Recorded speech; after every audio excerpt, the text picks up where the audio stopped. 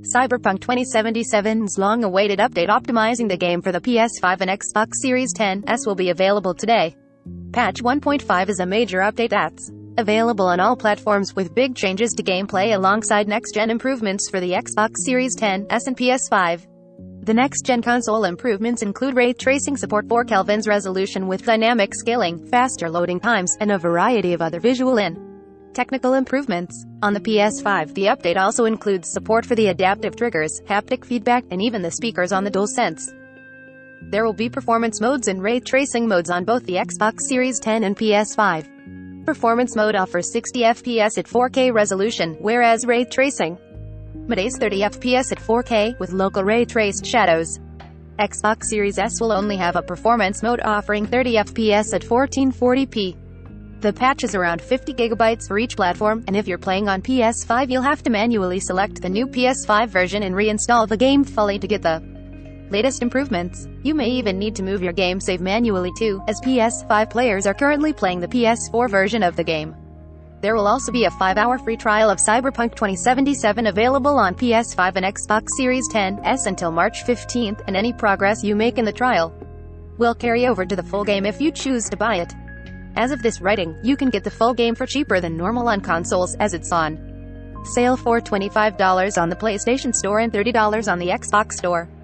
There are a host of other changes in Cyberpunk 2077 that should improve the game for all players too.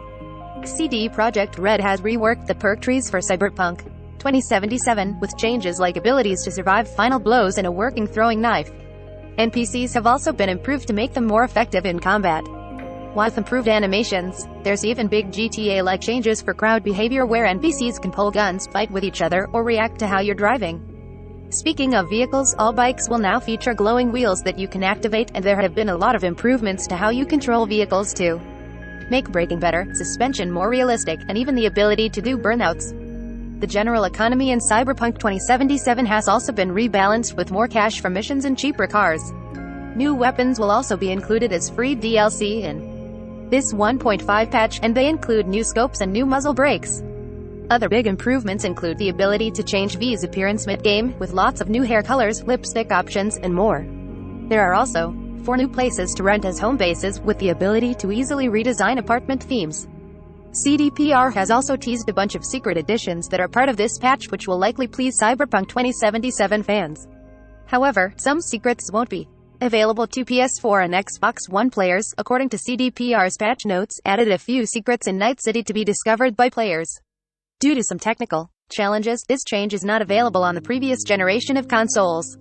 If you're a PC player, there's also a new benchmark mode and a new walking toggle when playing with a keyboard. CDPR has also enabled variable rate shading (VRS) to improve rendering performance, and support for AMD's Fidelity FX Super Resolution (FSR).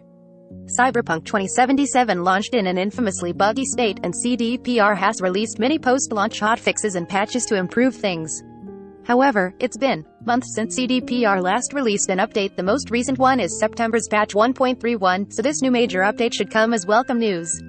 That said, if you've been waiting on the next-gen patch before buying the game, you might want to wait for others to test it out first, just in case it comes with some unexpected issues. The game doesn't have the best reputation in that department. The full 1.5 patch notes are available here. CDPR is also working on a next-gen update for The Witcher 3, Wild Hunt.